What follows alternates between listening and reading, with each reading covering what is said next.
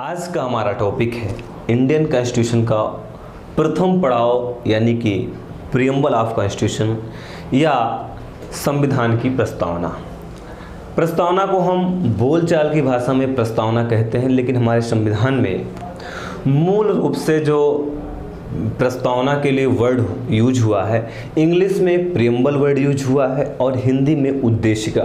क्या word use हुआ है? हिंदी में उद्देशिका वर्ड यूज हुआ है। तो इस बात को हमेशा ध्यान रखें। अब हम देख लेते हैं कि आज की हमारी जो क्लास है वह किन किन बिंदुओं पर होगी। उन्हीं सारे बिंदुओं को ध्यान में रखते हुए क्लास को हम स्टार्ट करेंगे और उन्हीं बिंदुओं के तहत प्रीएम्बल के सारे भाग को हम टच करेंगे। और उम्मीद है, 100% उम्मीद है कि अगर आप इसको अच्छे से पढ़ेंगे तो इसके बाद प्रीएम्बल से बनने वाला कोई क्वेश्चन आपसे अछूता नहीं रहेगा, यानी कि आप उस क्वेश्चन को हल करने में पूर्णतः कैपेबल होंगे। हम प्रस्तावना में पढ़ेंगे प्रस्तावना की एक परिभाषा, फिर प्रस्तावना की विषय वस्तु यानी कि जो प्रस्तावना में लिखे हुए वर्ड हैं, जैसे संप्रभुता है, गणराज्य यानी कि रिपब्लिक है, सोवर्निटी है, जस्टिस है, इक्वलिटी है, फ्रीडम है, ठीक है, राइट्स हैं, इसका अध्ययन करेंगे। फिर हम अध्ययन करेंगे प्रस्तावना एंड सुप्रीम कोर्ट, क्योंकि प्रस्तावना से रिलेटेड कुछ एस्पेक्ट्स हैं, कुछ समस्याएं हैं आई, जिन समस्याओं के समाधान करने के लिए हमारे देश की जुडिशरी यानी कि सुप्रीम कोर्ट ने अपने डिसीजंस दिए हैं, उन डिसीजंस को भी हम अध्ययन करेंगे। फिर is a preamble part of our constitution or not, यानी कि प्रस्तावना हमारे संविधान का भाग है अथवा नहीं, हम इस फिनोमिना को भी जानेंगे। फिर हम जानेंगे इज प्रीएम्बल इज अमेंडेबल, क्या हमारे देश की जो प्रस्तावना है उसमें संशोधन हो सकता है अथवा नहीं। नेक्स्ट हम बात करेंगे कि जो प्रीएम्बल है वह जस्टिएबल एंड फोर्सिबल है कि नहीं, यानी कि प्रस्तावना न्याय योग्य और वाद योग्य है अथवा नहीं, इस फिनोमिना को भी जानेंगे। फिर प्रस्तावना से रिलेटेड कुछ इंपॉर्टेंट कमेंट्स हैं। कमेंट्स किसने किया है? राजनीति विज्ञान के जानकारों ने कमेंट्स किया है, संविधान के जानकारों ने कमेंट्स किया है, हमारे देश के कुछ जजेस ने कमेंट्स किया है, इन सब का भी हम अध्ययन करेंगे। फिर कुछ अनरिलेटेड यानी कि सम अदर्स रिलेटेड एस्पेक्ट्स हैं, उन एस्पेक्ट्स को भी हम रीड करेंगे। सबसे पहले हम स्टार्ट करते हैं what is the preamble. Preamble क्या है? तो इन द वेरी मतलब शॉर्ट में प्रीएम्बल का मीन ये होता है कि आप जानते हैं जब भी कोई पुस्तक लिखी जाती है, कोई भी पुस्तक लिखी जाती है, जब राइटर पुस्तक को लिखता है तो पहले पेज में क्या करता है कि वो जो पुस्तक है उस पुस्तक में जितने भी बातें लिखी गई हैं, जितनी भी बातें लिखी गई हैं, जिन पर वो बात करना चाहता है, जो उसकी थीम है, उन सब थीम का एक समरी वे में पहले पेज में लिख देता है। यही कॉन्सेप्ट हमारे कॉन्स्टिट्यूशन में भी अप्लाई होता है कि हमारे कॉन्स्टिट्यूशन में जो अच्छी बातें हैं कि कितने कि हमें जैसे अधिकार हमारे संविधान में दिया गया है, हमारे संविधान में डेमोक्रेसी के स्वरूप को अपनाया गया है, हम अपने डिसीजंस को किस प्रकार से लेंगे, किस प्रकार से नहीं लेंगे, हम किस तरीके से सामाजिक समानता चाहते हैं। तो ये सब जो हमारे कॉन्स्टिट्यूशन की थीम है, जिनके विस्तृत चर्चा अलग अलग आर्टिकल्स में, अलग अलग अनुच्छेद में की गई है, उन सब को एक समरी फॉर्मेट में लिख दिया गया। तो यही क्या है? हमारे देश की प्रस्तावना है। प्रस्तावना मतलब वेरी शॉर्ट, बहुत ही कम वर्ड्स में पूरी समरी को बता देना ही प्रीएम्बल कहलाता है, यानी कि संविधान निर्माताओं के विचारों को जानने की कुंजी है कि वह किस प्रकार के भारत का निर्माण करना चाहते थे। यानी कि हमारे देश के जो संविधान निर्माता थे वो किस प्रकार के भारत की चाह रखते थे, वो क्या मतलब सोचते थे कि हम किस प्रकार से अपना भारत रखेंगे या हमारा भारत होगा। इन सब चीज़ों की जानकारी हमें प्रस्तावना से होती है। अभी जब हम इस प्रस्तावना को पढ़ लेंगे, प्रस्तावना की विषय वस्तु को रीड कर लेंगे, तब ये बात और क्लियर हो जाएगी कि वो किस प्रकार के भारत के निर्माण की संकल्पना करते थे या किस प्रकार की संकल्पना को वो अडॉप्ट करना चाहते थे। और अगर अच्छे से हम जानना चाहें कि फिर भी ना क्लियर हो कि प्रीएम्बल क्या है, तो जैसे आप लोग मूवी ज़रूर देखते होंगे। क्या मूवी? अब मूवीज़ थिएटर में लॉन्च होने से पहले उसका मूवी का क्या लॉन्च किया जाता है? ट्रेलर। और ट्रेलर में क्या होता है ट्रेलर में मूवी की पूरी थीम होती है कि हीरो कौन है, विलेन कौन है और किस थीम पर मूवी बनाई गई है। तो ट्रेलर को देखने के बाद एक जनरल आइडिया हमारे भी दिमाग में बन जाती है कि हाँ मूवी इस बात पर है। तो वैसे for example, for understanding, don't take it otherwise, अगर हम अपने पूरे संविधान को मूवी समझ लें तो हमारे संविधान की मूवी का ट्रेलर कौन होगा? प्रियम्बल होगा। आई थिंक आप इसको समझ गए। अब हम अपने देश की एक बार जो प्रस्तावना है इसको रीड कर लेते हैं, फिर इससे रिलेटेड सारे एस्पेक्ट्स को हम पढ़ेंगे। प्रस्तावना है, हम भारत के लोग भारत को एक संपूर्ण प्रभुत्व संपन्न समाजवादी पंथ निरपेक्ष लोकतंत्रात्मक गणराज्य बनाने के लिए तथा उसके समस्त नागरिकों को सामाजिक, आर्थिक, राजनीतिक न्याय, विचार अभिव्यक्ति, विश्वास, धर्म और उपासना की स्वतंत्रता, प्रतिष्ठा और अवसर की क्षमता प्राप्त कराने के लिए तथा उन सब में व्यक्ति की गरिमा और राष्ट्र की एकता और अखंडता सुनिश्चित करने वाली बंधुता बढ़ाने के लिए दृढ़ संकल्प होकर आज अपनी इस संविधान सभा में तारीख 26 नवंबर 1949 ईस्वी मिति मार्गशीर्ष शुक्ल सप्तमी संवत 2006 विक्रमी को एतद द्वारा अंगीकृत, अधिनियमित एवं आत्मार्पित करते हैं। ये हमारे प्रियम्बल के वर्ड्स हैं जो 80 से 85 वर्ड्स में लिखे गए हैं। अब हम इन्हीं को डिकोड करते हैं, क्योंकि इन्हीं को डिकोड करने से के बाद ही हम इस स्थिति में होंगे कि हमारे क्वेश्चन सही हो सकें। तो अब हम जानते हैं कि जो हमारी प्रियम्बल है इसके कुछ बेसिक एलिमेंट्स हैं। वो बेसिक एलिमेंट्स क्या हैं, इनका वो हम रीड करते हैं। पहला बेसिक एलिमेंट हमारे प्रियम्बल का है कि सोर्स ऑफ पावर। जो हमारा कॉन्स्टिट्यूशन है, इस कॉन्स्टिट्यूशन को शक्ति कहाँ से मिलती है? तो भारत की जनता यानी कि we the people of India. तो इम्पोर्टेंट बात यहाँ पर यह निकली कि जो शक्ति का सोर्स है, पावर का सोर्स है भारत में, वो कौन है? भारत की जनता। ये प्रश्न इम्पोर्टेंट है या मुद्दा इम्पोर्टेंट है क्योंकि बार बार एग्जाम से प्रश्न पूछा गया है कि भारत में संप्रभु कौन है या भारत में सर्वोच्च शक्ति को कौन धारण करता है। प्रश्न में जनता भी है, प्रश्न में जुडिशरी भी है। क्या जुडिशरी भी रहे यानी कि न्यायालय, और पार्लियामेंट भी दिया जा सकता है यानी कि हमारी संसद, और ऑप्शन में दिया जा सकता है प्रेसिडेंट या राष्ट्रपति या कोई अन्य प्राधिकारी। तो रिमेंबर रखने वाली बात यहाँ पर यह है कि हमारे जो सर्वोच्च शक्ति है वह हमारे देश की जनता में निहित होती है, और यह कौन बता रहा है? यह हमारे देश की प्रियम्बल बता रही है। तो प्रियम्बल का इम्पोर्टेंस समझ में आना शुरू हुआ, और ये भी समझ में आना शुरू होगा कि हमारे संविधान निर्माता क्या चाहते थे। हमारे संविधान निर्माता ये चाहते थे कि जो शक्ति है वो जनता के पास रहे। समझ में आने लगा? एक प्रस्तावना संविधान निर्माताओं के मन को जानने की कुंजी है। तो कुंजी किस प्रकार से? इसी प्रकार से। अब कुंजी ताले में लग रही है, ताला खुल रहा है, आपको बात समझ में आ रही है। नेक्स्ट बात इसी में है कि यह भारत की प्रकृति बताती है, यानी कि नेचर ऑफ इंडिया। भारत का नेचर कैसा है, भारत की प्रकृति कैसी है। तो भारत एक संप्रभु यानी कि सॉवरेन कंट्री है। अभी इन सब का हम अर्थ जानेंगे। फिर समाजवादी, एक सोशलिस्ट नेशन होगा, और इसमें भी मार्क्सवादी सोशलिस्ट है या गांधीवादी सोशलिस्ट है, इसको भी हम अध्ययन करेंगे। फिर सेकुलर यानी कि पंथ निरपेक्ष या धर्म निरपेक्ष। भारत कैसा है? धर्मनिरपेक्ष, सेकुलर, इसको भी जानेंगे। फिर अगली प्रकृति क्या है भारत की? डेमोक्रेटिक यानी कि लोकतांत्रिक। फिर क्या है? रिपब्लिक। अभी डेमोक्रेटिक, रिपब्लिक, इन सब के जो मीनिंग्स हैं, इन मीनिंग्स को हम जानेंगे।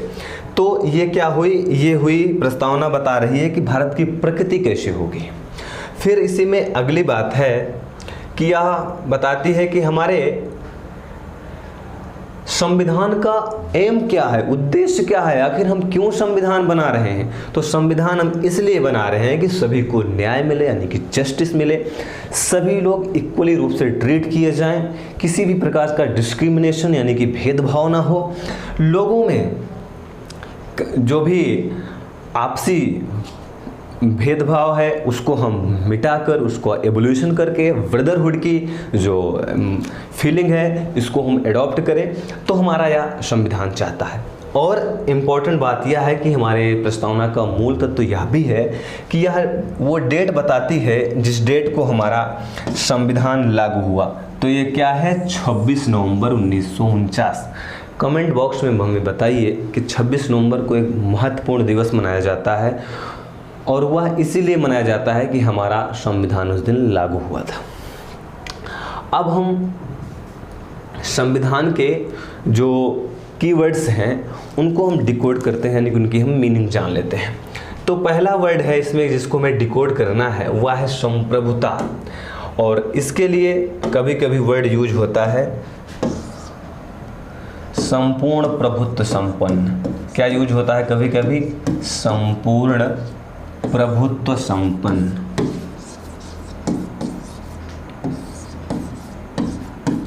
और इंग्लिश में सोवरेनिटी। क्या? सोवरन या सोवरेनिटी। तो इसका मतलब क्या हुआ? ये जो वर्ड है जो भारत के संदर्भ में यूज हुआ है, इसका मतलब यह है कि भारत किसी भी देश पर डिपेंड नहीं है जैसे स्वतंत्रता के पूर्व था। डिपेंड था भारत, तो जो भी औपनिवेशिक सत्ता यानी कि ब्रिटेन चाहता था वह हमें करना पड़ता था। फॉर एग्जाम्पल आप मॉडर्न हिस्ट्री में पढ़ते होंगे कि भारत सेकेंड वर्ल्ड वॉर में शामिल नहीं होना चाहता था, और शामिल होने के लिए वह शर्त रख रहा था कि हमें आप ये अश्योरिटी दीजिए कि आप हमें संविधान निर्माण बनाने की छूट देंगे, हमें अपने चंगुल से यानी कि हमें अपनी दास्ता से मुक्त करेंगे। लेकिन ब्रिटेन हमारी शर्तों को नहीं माना, शर्त को भी नहीं माना, और उसने हमें बिना हमारी इच्छा के यानी कि बिना भारत की इच्छा के सेकेंड वर्ल्ड वॉर में शामिल कर लिया। तो क्या दर्शा रहा है कि हम नेशन होने के बावजूद हम डिपेंड हैं। तो हमारे संविधान निर्माताओं ने पहले ही बता दिया कि हम संपूर्ण प्रभुत्व संपन्न हैं, यानी कि अब हम किसी से भी शक्ति पर डिपेंड नहीं हैं कि हमारे निर्णयों को वो बाध्य कर सके या हमारी इच्छा के विरुद्ध हमसे कार्य करा सके। तो संप्रभुता का सिंपल सा मीन है, सोवरेनिटी का सिंपल सा मीन है कि हम अपने डिसीजन लेने में, और डिसीजन चाहे हम इंटरनल अफेयर में ले रहे हों या यानी कि आंतरिक मामलों में ले रहे हों, या हम डिसीजन एक्सटर्नल अफेयर में ले रहे हो, बाह्य मामलों में यानी कि एक्सटर्नल अफेयर में ले रहे हो, हम हमारी इच्छा है कि जो डिसीजन लेना चाहते हैं वही लेंगे। फॉर एग्जांपल एक 370 का मामला देखिए। जब कॉन्स्टिट्यूशन हमारा लागू हुआ तो एक अस्थायी उपबंध के रूप में कॉन्स्टिट्यूशन में 370 का प्रोविज़न कर दिया गया था, लेकिन हमने क्या किया, हमारी अब आवश्यकता थी या हमें ये लगा कि 370 का जो आर्टिकल है इट्स नॉट गुड, ये सही नहीं है, हमने इसको रिमूव कर दिया। बहुत तरीके से राष्ट्रीय अंतर्राष्ट्रीय प्रेशर भारत सरकार के पास आए, भारत सरकार ने सीधा मना कर दिया, it's our internal matter, don't interfere. तो हम संप्रभु थे इसलिए हमने ऐसा कर लिया, हमने सिक्किम को मिला लिया, हम संप्रभु थे, और हमसे जब हम संप्रभु नहीं थे तो पाकिस्तान अलग कर दिया गया, पूर्वी पाकिस्तान यानी बांग्लादेश भी अलग कर दिया गया। तो ये होती है संप्रभुता। अब एक्सटर्नल मामले को देखिए, यूक्रेन रूस के बीच विवाद हो रहा है, अभी तो थोड़ा सा भारत ऊपर कोई प्रेशर नहीं, इसके पहले प्रेशर था, अमेरिका सहित पश्चिमी देश इस बात को कह रहे थे या भारत पर प्रेशर बना रहे थे कि आप रूस के विरुद्ध बोलिए। भारत सरकार ने कहा आपको पता नहीं है कि हम संप्रभु कंट्री हैं और हमारा जो मन करेगा, हमारे लिए जो उचित होगा हम वो करेंगे। भारत सरकार कुछ मामलों में न्यूट्रल रही और कुछ मामले में रूस का साथ दिया। तो ये होती है संप्रभुता कि हमारा जो मन करेगा इंटरनल अफेयर और एक्सटर्नल अफेयर में हम वो करेंगे। नेक्स्ट है इसमें वर्ड समाजवाद यानी कि सोशलिस्ट। सोशलिस्ट का प्रतिपादन किसने किया, यानी समाजवाद का प्रतिपादन किसने किया, मार्क्स ने। और मार्क्सवाद ने जो समाजवाद बनाया उसका मतलब क्या है, इसका मतलब ये होता है कि राष्ट्र में या देश में जो भी आर्थिक गतिविधियां हैं या आर्थिक संसाधन है, क्या आर्थिक संसाधन, आर्थिक संसाधन जो हैं इस पर राज्य का नियंत्रण होना चाहिए, या फिर समाज के सभी लोगों का सामूहिक रूप से नियंत्रण होना चाहिए। आर्थिक गतिविधियों पर समाज के सभी लोगों का नियंत्रण हो या फिर राज्य का नियंत्रण हो। और ये कहता है कि ये जो आर्थिक गतिविधियां हैं, ये आर्थिक गतिविधियों को पूंजीपति संपन्न कर रहे हैं और पूंजीपति वर्ग अपने आप से अपनी संपत्ति को छोड़ेंगे नहीं, इसलिए सभी लोग, यानी कि उन्होंने वर्ड यूज किया सर्वहारा वर्ग के लोग एकत्र होकर बुर्जुआ यानी कि पूंजीपति वर्ग के विरुद्ध क्रांति करो, और क्रांति सशस्त्र क्रांति के माध्यम से करो, यानी कि हथियारों के माध्यम से पूंजीपतियों को का गला काट दो और उनकी सारी संपत्ति को आप छीन लो। ये है मार्क्सवाद। तो क्या हमारे संविधान निर्माता यही मार्क्सवाद चाहते थे कि जो भी पूंजीपति हैं यानी कि बुर्जुआ वर्ग अकॉर्डिंग टू मार्क्स पूंजीपति लोगों का गला काट दिया जाए, उनको मार दिया जाए? नहीं, हमारे संविधान निर्माता जिस समाजवाद को चाहते थे, वैसे समाजवादी वर्ड कॉन्स्टिट्यूशन के अमेंडमेंट करके लिखा गया है, लेकिन फिर भी संविधान में है तो हम उसको एज में ही मानेंगे संविधान निर्माता। तो हमारा समाजवाद क्या है? गांधीवाद। समाजवाद कोई खराब विचारधारा नहीं है, बस खराब है इसका लागू कराने का तरीका, यानी कि सशस्त्र क्रांति। गांधीवादी जो मार्क्सवाद है यह कहता है कि समाज में हम समानता लाएंगे, लेकिन लोकतांत्रिक मूल्यों के आधार पर। लोकतांत्रिक मूल्य क्या होते हैं? जैसे समाज में कोई गरीब है, कोई अमीर है। अमीर व्यक्ति के पास ज़्यादा पैसा है, इसके से टैक्स ले लेंगे और इस टैक्स को हम गरीबों में बांट देंगे। समानता तब भी तो आ जा रही है कि ऐसी समानता लागू, इस गरीब आदमी को बंदूक दे दोगे और कह दोगे उसको गोली मार दो और मर जाएगा, इसकी संपत्ति ले लोगे। ये कौन सा नेशन हो? तो हमारा जो मार्क्सवादी विचारधारा है या समाजवादी विचारधारा है, यह विचारधारा इस बात में भरोसा करती है कि हम लोकतांत्रिक पद्धति के माध्यम से समाजवाद को लाएंगे और समानता स्थापित करेंगे। नेक्स्ट वर्ड है हमारी प्रेम्बल का धर्मनिरपेक्ष यानी कि सेकुलर। धर्मनिरपेक्षता का मतलब ये हुआ कि भारत सरकार का अपना कोई निजी धर्म नहीं होगा। भारत सरकार का कोई अपना निजी धर्म नहीं होगा।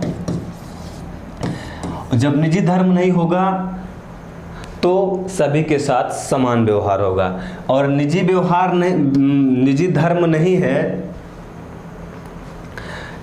नहीं है तो इसका मतलब यह नहीं कि वह धर्म को नहीं चाहता है, यानी कि इसमें धार्मिक जो क्रियाकलाप है वो ना हो। ये सब अप्लीकेबल है। पूरा आर्टिकल डेडिकेट कर दिया गया है 25 से 28 तक फ्रीडम, रिलीजियस फ्रीडम के लिए, धार्मिक स्वतंत्रता के लिए।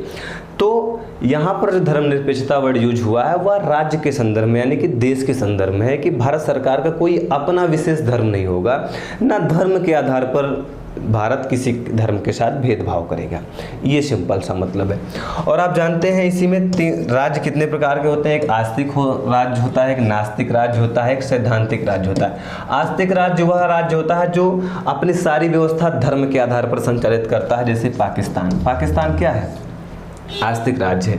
नास्तिक राज्य का मतलब ये हुआ कि ऐसा राज्य जो किसी भी धर्म को फॉलो ना करता हो और वहाँ पर यानी कि उस देश में जो निवासी हों उन निवासियों को भी धर्म पालन करने के लिए मना करता हो। तो ऐसा देश तो विश्व स्तर पर है ही नहीं है। सोवियत संघ कुछ दिन तक था, लेकिन अब सोवियत संघ खत्म हो चुका है।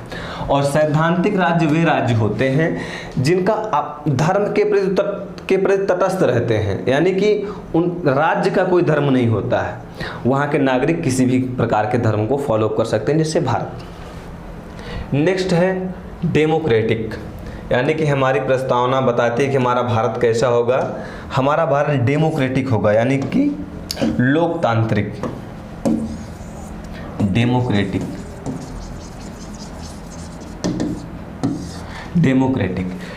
डेमोक्रेटिक का मतलब ये हुआ कि शासन देखते हैं आप, राजतंत्र होता है। राजतंत्र में क्या होता है? राजा ही नियम बनाता है, राजा ने जो कह दिया, राजा का एक एक शब्द ही कानून है। वहीं लोकतंत्र में क्या होता है, डेमोक्रेसी में क्या होता है? जनता अपने इच्छा अनुसार अपने शासन का संचालन करती है। तो हमारी जो राज्य व्यवस्था है वह लोकतांत्रिक है, यानी कि हमारी जनता चुनती है कि हमारा शासक कौन होगा और वह शासक हमारे लिए किस प्रकार की नीतियां बनाएगा, किस प्रकार के कानून बनाएगा। और आप जानते हैं लोकतंत्र मेनली दो तरीके से हो सकता है। एक हो सकता है प्रत्यक्ष लोकतंत्र और एक हो सकता है अप्रत्यक्ष लोकतंत्र, यानी कि डायरेक्ट एंड इनडायरेक्ट डेमोक्रेसी। तो हमारे यहाँ जो रूप है वह अप्रत्यक्ष का है, क्योंकि हमारा देश जनसंख्या के मामले में बहुत बड़ा है, और जनसंख्या के मामले में बड़ा है इसलिए संभव नहीं है कि हर मामले पर एक एक व्यक्ति से राय मांगी जाए कि आप बताइए आपकी राय इस मामले पर क्या है। तो ऐसे में क्या होता है कि एक क्षेत्र विशेष में पूरे देश को बांट दिया जाता है, पूरे देश को विभिन्न भागों में बांट दिया जाता है, इकाइयों में बांट दिया जाता है, और इस इकाई में रहने वाले लोग एक प्रतिनिधि अपना चुन लेते हैं, जिसे आप जानते हैं सांसद और विधायक, और यही सांसद और विधायक डेमोक्रेटिक व्यवस्था के तहत उस क्षेत्र के जनता के लिए नियम कानून बनाते हैं। तो ये हुआ अप्रत्यक्ष लोकतंत्र। और प्रत्यक्ष लोकतंत्र क्या हुआ? जहाँ की जनसंख्या कम हो, जनता हर मामलों में अपनी राय रखे। आई थिंक आप लोकतांत्रिक व्यवस्था को भी समझ गए। अब है गणतंत्र यानी कि रिपब्लिक। रिपब्लिक का क्या मतलब क्या हुआ कि जो हमारा राज्य का मुखिया होगा, क्या है? Head of our state. Head of our state जो होगा वह ये नहीं होगा कि राजा का जो बेटा है वही राजा बनेगा, या जो राष्ट्रपति बन गया उसी का बेटा अगला राष्ट्रपति बनेगा। जैसे आप देखते हैं ब्रिटेन में क्या है, वहाँ का राष्ट्रपति वंशानुगत होता है, लेकिन भारत में क्या है, भारत का जो राज्य प्रमुख होता है यानी कि राष्ट्रपति, वह वंशानुगत नहीं होगा। कैसे? जैसे आप जानते हैं भारत यानी कि इंडियन के जो प्रथम प्रेसिडेंट थे वो कौन थे? राजेंद्र प्रसाद साहब थे, और राजेंद्र प्रसाद थे, और आज मान लीजिए अभी रामनाथ कोविंद जी हैं, इसके बाद द्रौपदी मुर्मू हो सकता है प्रधानमंत्री वो राष्ट्रपति बने, या यशवंत सिन्हा साहब बने। तो देख रहे हैं राजेंद्र प्रसाद के वंश के नहीं हैं, न द्रौपदी मुर्मू और ना ही वर्तमान के जो अपने राष्ट्रपति हैं रामनाथ कोविंद जी। तो हमारे जो राज्य का प्रमुख है वह कोई भी व्यक्ति बन सकता है, कोई भी इलेक्ट हो सकता है। ये होता है रिपब्लिक। अब हम नेक्स्ट पढ़ते हैं कि हमारे जो प्रियम्बल है उस प्रियम्बल में न्याय की बात की गई है, सामाजिक न्याय की बात की गई है, आर्थिक न्याय की बात की गई है, राजनीतिक न्याय की बात की गई है, यानी कि social, economical and political justice की बात की गई है। जस्टिस का मतलब क्या होता है? उचित और उचित, यानी कि उचित और अनुचित, सही और गलत में जो सही है उसे सही बताना, जो गलत है वह गलत है उसे गलत बताना ही जस्टिस होता है। तो हमारे संविधान में सोशल जस्टिस भी दिया गया, यानी कि सामाजिक स्तर पर समाज में रहने वाला प्रत्येक व्यक्ति इक्वल है, कोई व्यक्ति छोटा कोई व्यक्ति बड़ा नहीं है, यानी कि सभी जो हैं वो सिटीजन हैं, और सिटीजन होने के नाते सभी इक्वली रूप से ही ट्रीट किए जाएंगे। ये नहीं कहा जाएगा कि हायर क्लास के हैं या लोअर क्लास के हैं, ये हायर क्लास के हैं इसलिए इनको ज़्यादा अपॉर्चुनिटी मिलनी चाहिए, ये लोअर क्लास के हैं इसलिए इन्हें कम अपॉर्चुनिटी मिलनी चाहिए, ऐसा नहीं होगा। समाज में रहने वाला प्रत्येक व्यक्ति इक्वल है। सामाजिक संस्थाओं में, सामाजिक पूजा पद्धति में, सामाजिक जो आवागमन के साधन है, संसाधन है, इन सब पर सभी लोगों का समान अधिकार है, इन पर किसी भी प्रकार का कोई रिस्ट्रिक्शन नहीं होगा, सभी के साथ समान व्यवहार किया जाएगा। इकोनॉमिकल जस्टिस का मतलब क्या होता है कि राज्य के जो भी रिसोर्सेज हैं, जो भी संसाधन हैं, देश के जो भी संसाधन हैं, उस पर सभी का अधिकार है। एक मीनिंग में ये भी अर्थ होता है, और दूसरे मीनिंग में इकोनॉमिकल जस्टिस का अर्थ यह भी होता है कि कोई भी व्यक्ति कोई भी पेशा कर सकता है, रोजगार कर सकता है, फैक्ट्री लगा सकता है, यानी कि आर्थिक गतिविधियों का वह संपादन कर सकता है। किसी भी व्यक्ति को रिस्ट्रिक्ट नहीं किया जाएगा, प्रतिबंधित नहीं किया जाएगा। ऐसा जस्टिस क्या कहलाता है? ऐसा जस्टिस इकोनॉमिकल जस्टिस कहलाता है। नेक्स्ट है पॉलिटिकल जस्टिस। पॉलिटिकल जस्टिस का मतलब ये होता है, राजनीतिक न्याय का मतलब यह होता है कि राज्य में रहने वाला प्रत्येक व्यक्ति राजनीति में भाग ले सकता है, चुनाव लड़ सकता है, राष्ट्रपति बन सकता है, प्रधानमंत्री बन सकता है, पार्लियामेंट का मेंबर बन सकता है, विधानसभा का मेंबर बन सकता है, यानी कि राजनीतिक मामलों पर, राजनीतिक अफेयर में सभी अपनी सहभागिता कर सकते हैं, वोटिंग कर सकते हैं।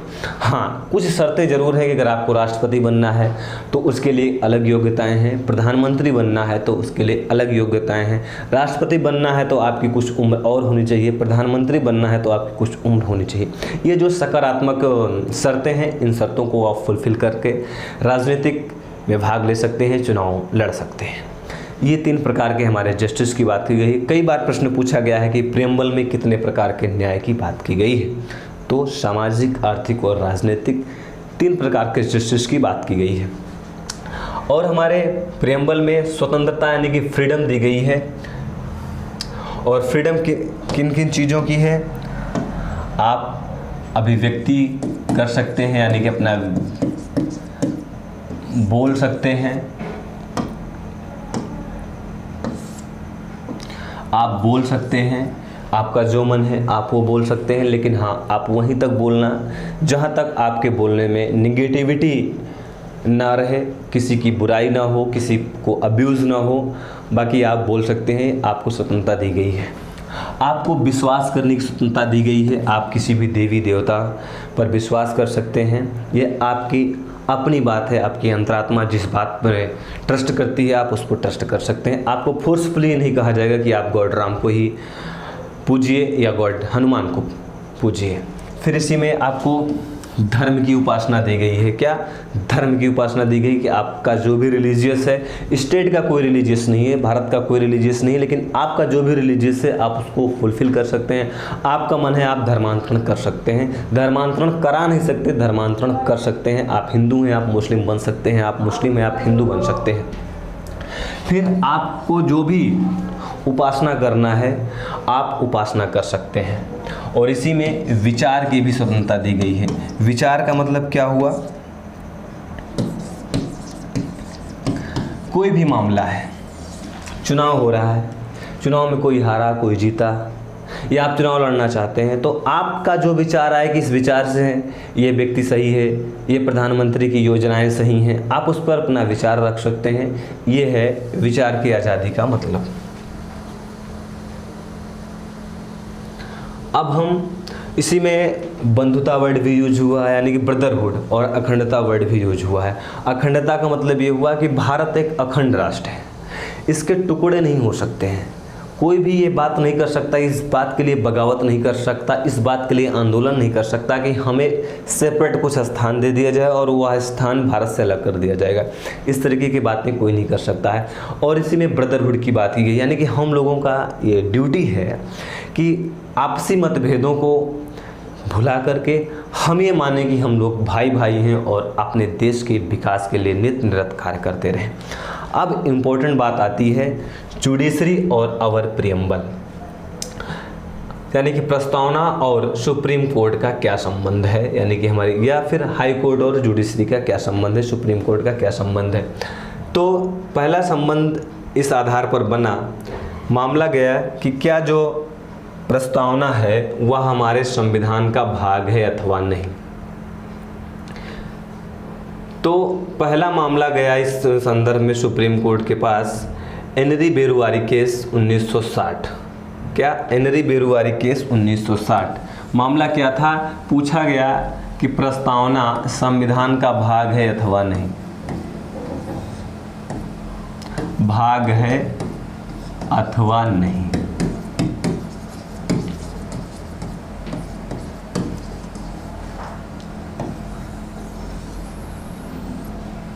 बेसिकली जो एनरी बेरुवारी केस था ये भारत और पाकिस्तान के बीच एक भूमि बंटवारा था, जिसमें नेहरू जी ने बंटवारा कर लिया था। ये एनरी बेरुवारी जो क्षेत्र था पश्चिम बंगाल के पास, इसमें से कुछ भाग उन्होंने पाकिस्तान को दे दिया था और मूलतः भाग ये भारत का था। तो इसी पर बहुत ज़्यादा आंदोलन हुए और आंदोलन पहुँचते पहुँचते सुप्रीम कोर्ट पहुँच गया। अभी जब मेंस की क्लासें होंगी तो उसमें हम अच्छे से इसको पढ़ेंगे। तो जब मामला 1960 में एनरी बेरुवारी केस में सुप्रीम कोर्ट पहुंचा तो सुप्रीम कोर्ट ने डिसीजन दिया। डिसीजन ये था कि जो प्रियम्बल है वह हमारे संविधान का भाग नहीं है। तो पहले केस में सुप्रीम कोर्ट ने या जस्टिफाई किया या अपना डिसीजंस दिया कि जो प्रियम्बल है वो हमारे कॉन्स्टिट्यूशन का पार्ट नहीं है। अभी तक ये प्रश्न खूब पूछा गया है, लेकिन एक प्रश्न नहीं पूछा गया है कि जब एनरी बेरुवारी केस आया तो उस समय हमारे CJI यानी कि चीफ जस्टिस ऑफ इंडिया कौन थे, तो भुवनेश्वर प्रसाद थे। शायद प्रश्न बन जाए। नेक्स्ट मामला गया, लोगों को चैन नहीं आया। कुछ लोग ऐसे थे कि वो मन ही बना लिए थे कि प्रस्तावना को हम संविधान का भाग घोषित करवा के ही मानेंगे। लोग मामला देख रहे थे। मामला आया केशवानंद भारती केस 1973 का, और मामला बेसिकली ये एक धार्मिक था। धार्मिक ये था कि केशवानंद भारती साहब केरल के एक मठाधीश थे और इनके पास बहुत सी ज़मीन थी, और इस बहुत सी ज़मीन को सरकार ने एक्वायर कर लिया था। मामला ये था, लेकिन बीच में प्रियम्बल भी आ गई और सुप्रीम कोर्ट ने कहा कि लगे हाथ हम इसको भी निपटा ही देते हैं। और निपटाया नहीं, एक ऐसा मतलब कार्य किया जिस कार्य ने हमारे संविधान की दिशा और दशा ही बदल दी। पहला कार्य इसमें इन्होंने किया, एक बेसिक स्ट्रक्चर का सिद्धांत दिया, यानी कि संविधान के मूलभूत ढांचे का।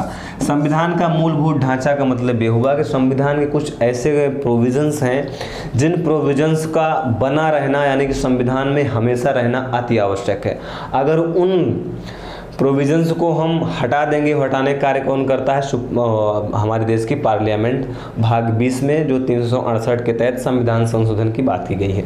तो इसमें बेसिक स्ट्रक्चर की बात की सुप्रीम कोर्ट ने, और बेसिक स्ट्रक्चर में कहा कि कुछ ऐसे प्रोविजंस हैं जिनको संसद जो है संविधान संशोधन के माध्यम से नहीं हटा सकती है। और दूसरा इसमें इम्पोर्टेंट बात ये किया कि जो प्रियम्बल है वह हमारे संविधान का पार्ट है, यानी कि preamble is the part of our constitution.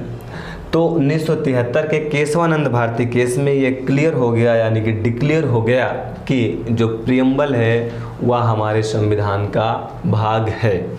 और इस समय जो हमारे देश के मुख्य न्यायाधीश यानी कि चीफ जस्टिस ऑफ इंडिया थे वो SN सीकरी साहब थे। नेक्स्ट केस फिर आया एक SR बोम्बई केस। इस समय हमारे जो चीफ जस्टिस थे वो रामास्वामी साहब थे, और इस केस में भी सुप्रीम कोर्ट ने इस बात को फिर से दोहराया कि जो प्रियम्बल है वो हमारे संविधान का भाग है। और आप जानते हैं केशवानंद भारती केस में 13 जजों की पीठ बैठी थी, यानी कि 13 जज थे, और ये जो पीठ थी आज तक की सबसे बड़ी संवैधानिक पीठ है। आगे हम इन सब का अध्ययन करेंगे। नेक्स्ट है कि प्रियम्बल में संशोधन हो सकता है अथवा नहीं। एक बात बताइए, सिंपल सा क्वेश्चन है कि भाग 20 में और आर्टिकल यानी कि अनुच्छेद 368 के तहत क्या व्यवस्था दी गई है? अमेंडमेंट ऑफ कॉन्स्टिट्यूशन, संविधान का संशोधन। और जो बात संविधान की है या संविधान का पार्ट है, जो भी प्रोविजन संविधान का पार्ट है उसमें संशोधन तो हो ही सकता है। तो जब केशवानंद भारती केस में सुप्रीम कोर्ट ने यह डिक्लेयर ही कर दिया कि जो प्रियम्बल है वो हमारे संविधान का भाग है, तो अब जो बात संविधान का भाग है उसमें संशोधन हो सकता है। और इसी को आधार बनाते हुए 42वें संविधान संशोधन के माध्यम से प्रस्तावना में केवल अभी तक एक बार संशोधन किया गया। प्रस्तावना में संशोधन किया गया और 3 शब्द जोड़े गए, समाजवादी, पंथ निरपेक्ष और अखंडता।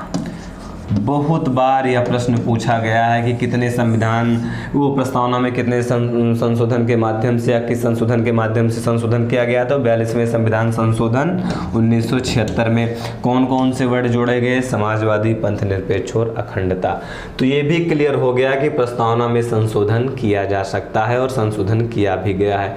नेक्स्ट है, इज द प्रियम्बल फोर्सिबल और जस्टिएबल? क्या प्रस्तावना न्याय योग्य और वाद योग्य है?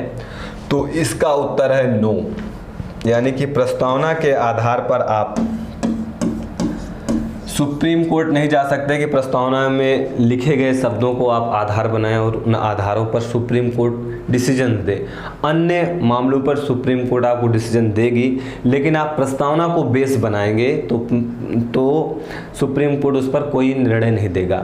जब प्रस्तावना में लिखी गई बात पर सुप्रीम कोर्ट कोई डिसीजन नहीं देगा, मान लीजिए इस प्रस्तावना में न्याय की बात की गई है और आपके साथ मान लीजिए राजनीतिक न्याय नहीं हुआ और आप चले गए सुप्रीम कोर्ट, बोले देखिए प्रस्तावना में राजनीतिक न्याय की बात की गई है, हमारे साथ राजनीतिक अन्याय हो गया है, आप हमें न्याय दीजिए। तो सुप्रीम कोर्ट कहेगा नहीं, हम इस आधार पर न्याय नहीं दे सकते हैं।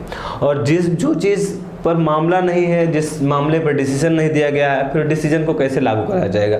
तो जब यह न्याय योग्य नहीं है तो या फिर प्रवर्तनीय भी नहीं है, तो प्रस्तावना पर डिसीजन नहीं हो सकता है, इसलिए यह प्रवर्तनीय नहीं है। अब देखते हैं प्रस्तावना से संबंधित कुछ फैक्ट्स और कमेंट को। कमेंट ये है कि जो प्रस्तावना है वह ना सरकार की शक्ति को कम करती है और ना ही सरकार की शक्ति को बढ़ाती है। क्या सरकार की शक्ति को न कम करती है, न कम करती है, न ज़्यादा करती है। खूब प्रश्न पूछा गया है, इसको भी ध्यान रखें, क्योंकि भाई जब प्रस्तावना के लिखे गए वर्ड्स के आधार पर इस पर निर्णय नहीं हो सकता तो किस आधार पर वह निर्णय देगी। और जब कोई निर्णय नहीं दे रहे तो सरकार पर उसका क्या प्रभाव है। हाँ, ये अलग की बात है कि प्रस्तावना संविधान का पार्ट है अथवा नहीं, इस पर वो डिसीजन दिया है, लेकिन न्याय किसी को ना मिले, किसी को आर्थिक न्याय ना मिले, किसी का धार्मिक अधिकार कम हो जाए या उसके लिए वह कोर्ट जाए, तो वह प्रियम्बल को आधार नहीं बना सकता। वो फंडामेंटल राइट्स को अगर बन रहा है तो फंडामेंटल राइट्स को बेस बनाकर वो सुप्रीम कोर्ट जा सकता है, प्रियम्बल को आधार नहीं बना सकता। फिर इसी में जो प्रस्तावना में स्वतंत्रता, समानता और बंधुत्व की बात की गई है, यह फ्रांसीसी क्रांति से लिया गया है और फ्रांसीसी क्रांति का नारा भी यही था, स्वतंत्रता, समानता और बंधुता। फिर व्यक्ति की गरिमा, राष्ट्र की एकता, अखंडता प्रस्तावना में एक संकल्प है, यानी कि संकल्प है कि सभी व्यक्ति सभी की गरिमा का पालन करेंगे। कौन किसकी गरिमा का पालन कर रहा, आप जान ही रहे हैं। तो इसी में अगली बात लिखी गई है, कमेंट्स किया गया है कि प्रस्तावना संविधान का अंग है। यह किसने कहा? एक जज साहब थे, हिदायतुल्लाह साहब, इन्होंने कहा। फिर अगले में एक के एम मुंशी साहब थे, उन्होंने प्रस्तावना के बारे में कहा कि यह राजनीतिक जन्मपत्री है।